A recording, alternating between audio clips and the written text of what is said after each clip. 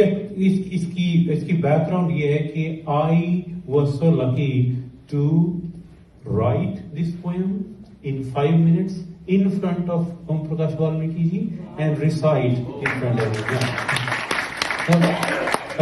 तो टाइटल है मेरी कलम।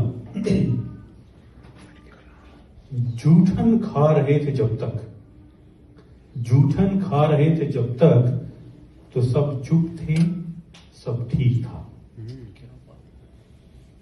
झूठन लिख दिया तो बवाल हो गया। वो कहते हैं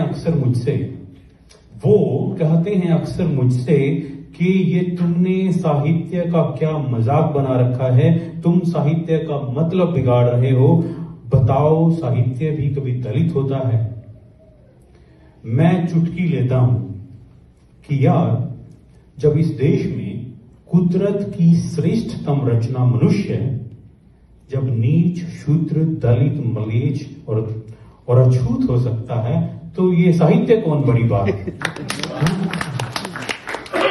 असल में तो तुम्हारे दरवाजे पर उजियारा है, कब से उजियारा है सत्ता का, साहित्य का।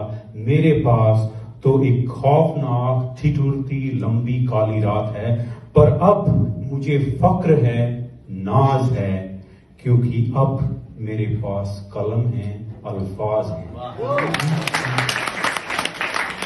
और तुम्हें डर है, अब तुम्हें डर है, क्योंकि एसी कमरों में मखमली बिस्तर पे बैठकर कॉफी पीते हुए जिस गरीबी, लाचारी और शोषण का सौंदर्यात्मक वर्णन जो तुमने किया है, वो मेरे जीवन की एक छोटी सी दास्तान के सामने फीका दिखाई पड़ता है। मेरे करोड़ों देवी देवताओं को अपने भीतर समा लेने वाली जिस गाय का दूध पीकर तुम्हारी बनभोती ने सिर्फ कर्मकांड रचे हैं, मरने के बाद उसी गाय को मुन्नर चाचा की छुरी से भी तेज, गिद्धों की चोंच से बचाते हुए उसी की मांस की सड़ांध में हमारे मुर्दैया ने न जाने कितने तुलसी उपजे।